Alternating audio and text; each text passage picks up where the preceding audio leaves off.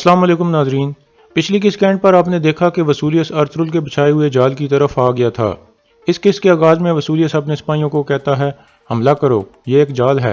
इस तरह लड़ाई शुरू हो जाती है।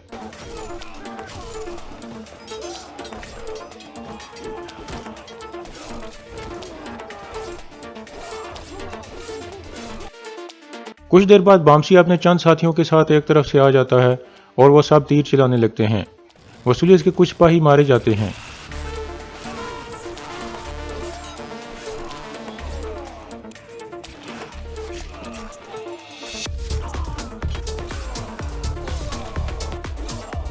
लड़ाई के दौरान वसूलियस अर्तुगरुल के कुछ सिपाहियों को शहीद कर देता है और फिर एक सिपाही की गर्दन पर तलवार रखकर कहता है, अर्तुगरुल, हम दोनों में से कोई एक आज जरूर मरेगा। फिर वो सिपाही की गर्दन पर तलवार फेर देता है और इसके बाद अर्तुगरुल की तरफ बढ़ता है। फिर उन दोनों के दरमियान लड़ाई शुरू हो जाती है।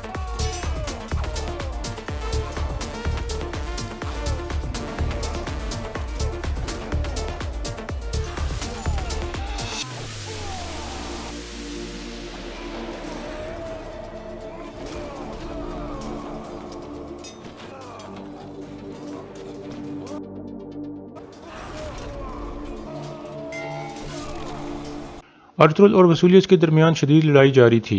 इस दौरान अर्तुगरुल की टांग हल्की सी जख्मी हो जाती है। दूसरी तरफ हकीम अर्तुग और दुंदार वापस काई कबीले पहुंचते हैं।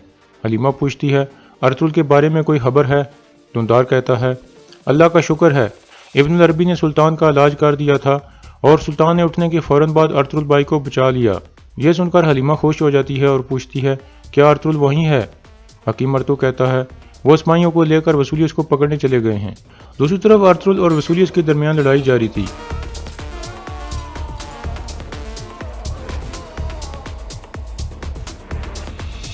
इस तरह अर्तुगरुल वसूलियस को गिराने में कामयाब हो जाता है, जबकि बाकी सिपाही दूसरे आदमियों के साथ लड़ रहे थे।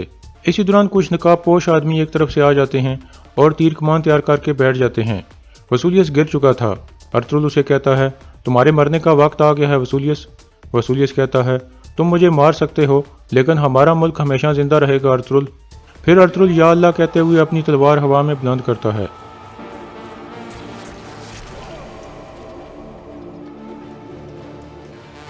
इस तरह अर्तुगरुल को एक तीर लग जाता है और वो एक तरफ बैठ जाता है। इसी दौरान अर्तुगरुल के कुछ सिपाही भी तीरों का निशाना बन जाते हैं और इस मौका का फायदा उठाते हुए वसूलियस भागने में कामयाब हो जाता है। नकाबपोश आदमी मुसलसल तीर चला रहे थे। अर्तुगरुल के सिपाही डालें उठाकर बैठ जाते हैं, जिस वजह से वो तीरों से बच जाते हैं। अर्तुगरुल तुर्गत को कहता है, ये तीर खींच कर निकाल दो तुर्गत। तुर्गत कहता है, आपका बहुत सारा खून बह जाएगा भाई। अर्तुगरुल कहता है, तीर खींचो तुर्गत, वरना वसूलियस दूर भाग जाएगा।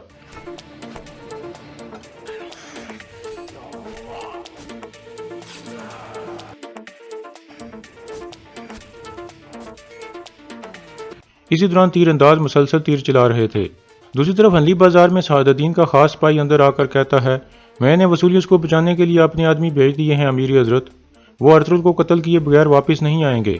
सआदुद्दीन पूछता है, क्या तुम्हें उन आदमियों पर पूरा भरोसा है? जाबिर कहता है, उन सब ने मेरे हुक्म पर यह नौकरी हासिल की थी, वो मुझे धोखा नहीं देंगे। यह सुनकर सआदुद्दीन उसे शाबाश देता है। इतने में सुल्तान का आदमी इजाज़त लेकर अंदर आता है और कहता है, सुल्तान आपको बुला रहे हैं अमीर हजरत। दूसरी तरफ वसूलियस का खास कमांडर अपने सिपाहियों के साथ एक पहाड़ी पर मौजूद था। इतने में एक सिपाही वहां पहुंचकर उसे बताता है कि हनली बाजार से खबर आई है, उनका सुल्तान चला गया है लेकिन अभी भी वहां हिफाजत के सख्त इंतजामात हैं।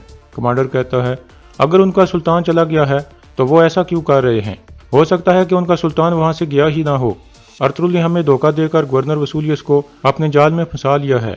सिपाही पूछता है, अब हम क्या करेंगे? कमांडर कहता है, अब हम गवर्नर वसूलियस का इंतजार नहीं करेंगे और हनली बाजार पर हमला कर देंगे। दूसरी तरफ सुल्तान अलाउद्दीन सआदुद्दीन को कहते हैं, जल्द उनको पता चल जाएगा कि हमने वसूलियस को धोखा दिया है, फिर वो हनली बाजार पर हमला कर सकते हैं। सआदुद्दीन कहता है, मैंने ज़रूरी एहतियाती तदाबीर ले ली हैं सुल्तान, आप आराम करें। सुल्तान कहते हैं, मैं ठीक हूँ सआदुद्दीन, मुझे इससे ज़्यादा अपने अंदर मौजूद गद्दार की फिक्र है। सआदुद्दीन कहता है, आप दोनों कबीलों में गए थे, हो सकता है इनमें से किसी एक ने आपको जहर दिया हो। सुल्तान कहते हैं, मैंने तो सोचा था कि गद्दार यहाँ इस महल में मौजूद है। सआदुद्दीन कहता है, अगर ऐसा भी है तो उस बदउनवान को हम तलाश कर लेंगे। सुल्तान कहते हैं, मैं उसको तलाश करूंगा सआदुद्दीन। दूसरी तरफ नकाबपोश आदमी अर्तुगरुल के सिपाहियों पर तीर चला रहे थे। इतने में पीछे से बामसी और अब्दुर्रहमान आ जाते हैं। बामसी और अब्दुर्रहमान दो आदमियों को मार देते हैं, लेकिन बाकी भागने में कामयाब हो जाते हैं। फिर अर्तुरुल और उनके सिपाही खड़े हो जाते हैं। फिर वो दोनों अर्तुरुल के पास पहुंच जाते हैं। अर्तुरुल पूछता है, कौन थे वो? बामसी कहता है, इसका हमें नहीं पता चला भाई, हमने दो को ठिकाने लगा दिया है, लेकिन बाकी तीन भाग गए हैं। फिर अर्तुरुल गुनगुत और दुमरुल को कहता है, तुम दोनों जख्मी सिपाहियों के साथ वापस अंदली बाजार चले जाओ और सुल्तान को सारी सूरत हाल से आगाह करो। और बामसी और तुर्गत, तुम दोनों मेरे साथ आओ, हम वसूलियत के पीछे जाएंगे। मजीद दो सिपाहियों को भी अपने साथ ले आओ। फिर वो एक तरफ चल पड़ते हैं। दूसरी तरफ वसूलियत कुछ सिपाहियों के साथ एक तरफ जा रहा था। उसका कमांडर कहता है, जनाब घोड़े इस तरफ हैं। वसूलियत कहता है, हम भाग नहीं रहे अहमक, वो हमारे पीछे आएंगे। हम आज ये सब खत्म कर देंगे। आज या वो मरेगा या मैं। ये आखिरी जंग होगी और इसके बाद सुल्तान की बारी होगी। फिर वो सब एक तरफ चलने लगते हैं। दूसरी तरफ वसूलियत का दूसरा कमांडर अंदली बाजार पर हमला करने की तैयारी कर रहा था। इतने में एक सिपाही आकर उसे बताता है कि काई और जावेदार कबीले के सिपाही अंदली बाजार की तरफ जा रहे हैं। ये सुनकर वो प्रोग्राम तब्दील कर देता है और कहता है, उनकी तादाद हमसे बहुत ज़्यादा है, इस तरह हम उनसे नहीं जीत सकते, हम वापस के लिए जा रहे हैं। फिर वो सब वापस चल पड़ते हैं। दूसरी तरफ अर्तुरुल और उसके साथी वसूलियत के पीछे जा रहे थे। रास्ते में कुछ निशान देखकर अर्तुरुल कहता है, मुहतात रहना, वसूलियत अकेला नहीं है। फिर अर्तुरुल तुर्गुत को कहता है, जिन्होंने हम पर तीर चलाए थे वो दोबारा आ सकते हैं। तुर्गुत कहता है, मैं उनका बंदोबस्त करता हूँ सरदार। फिर वो सब आगे बढ़ जाते हैं। अंदली बाजार में सुल्तान अपने आदमी से पूछते हैं, जब मुझे जहर दिया गया उसके बाद क्या हुआ था, मुझे सब कुछ बताओ। सुल्तान का आदमी उन्हें सब कुछ बता देता है कि कैसे सादुद्दीन ने इब्नुल अरबी को अंदर आने से रोका और फिर मैंने और अर्तुरुल के सिपाहियों ने जोर देकर उन्हें अंदर आने दिया। सुल्तान कहते हैं, तुम सुकून रखो अजीज, तुमने बिल्कुल सही किया है। इसके बाद हाइमा खातून और असलान खातून सुल्तान से मुलाकात करती हैं।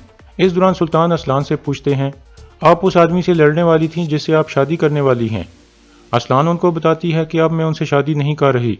मैंने इज्जत के साथ उन्हें बता दिया है कि मैं अपने भाई का बदला लेने और काराजैसर किला फतह होने तक अपना कबीला नहीं छोड़ूंगी। इसके बाद सुल्तान उन दोनों की बहुत तारीफें करते हैं। दूसरी तरफ वसूलियत अपने चंद सिपाहियों के साथ छुपकर एक जगह बैठा हुआ था और अर्तुरुल का इंतजार कर रहा था। अर्तुरुल और उनके साथी एक जगह पहुंचकर रुक जाते हैं। इतने में एक सिपाही आकर अर्तुरुल को बताता है कि मैंने करीब ही उनके घोड़े देखे हैं। अर्तुरुल कहता है, इसका मतलब है वो यही हैं। वसूलियत हमारे लिए जाल बिछा सकता है। सामसा और तुम दोनों आसपास जाकर जायजा लो। दूसरी तरफ कमांडर निकोलस वापस काराजैसर किले में पहुंच चुका था। इतने में कैथरीना आकर पूछती है, वसूलियत कहाँ है? कमांडर कहता है, मैं नहीं जानता, अर्तुरुल ने हम सबको बेवकूफ़ बनाया है। इतने में वसूलियत का साथी सिपाही वहां आकर बताता है कि अर्तुरुल ने हमें धोखा दिया है। उसके साथ आदमी सुल्तान नहीं था बल्कि कोई और था। अगर वक्त पर कुछ तीर अंदाज ना आते तो हम सब मारे जाते। गवर्नर वसूलियत चंद आदमियों के साथ भागने में कामयाब हो गए हैं। कमांडर निकोलस कहता है, फौरन उनकी मदद के लिए कुछ सिपाही भिजवा दो। दूसरी तरफ अर्तुरुल और उसके साथी उस जगह पहुंच जाते हैं जहां वसूलियत छुपकर बैठा हुआ था। कुछ देर में वसूलियत निकलकर उन पर हमला कर देता है और लड़ाई शुरू हो जाती है।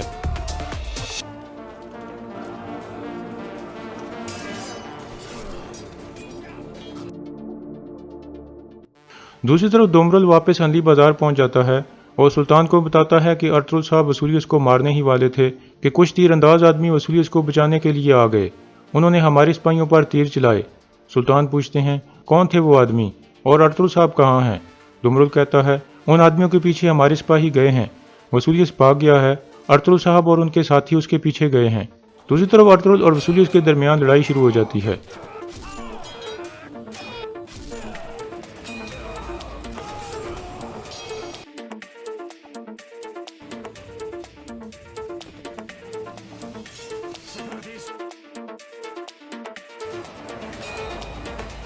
अंदली बाजार में सादुद्दीन अपने सिपाही को कहता है, अर्तुरुल दोबारा भाग गया, तुम्हारे आदमी नाकाम हो गए जाबिर।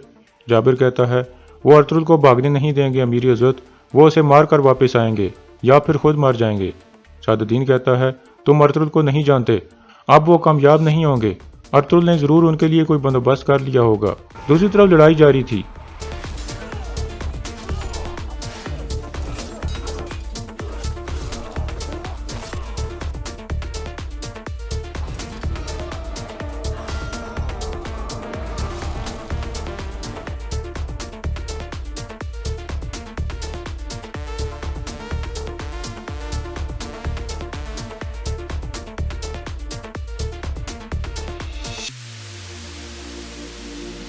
इस तरह अर्तुगरुल वसूलियस का गला काट देता है और वसूलियस का यहाँ खात्मा हो जाता है और यहाँ इस किस्त का इख्तिताम हो जाता है।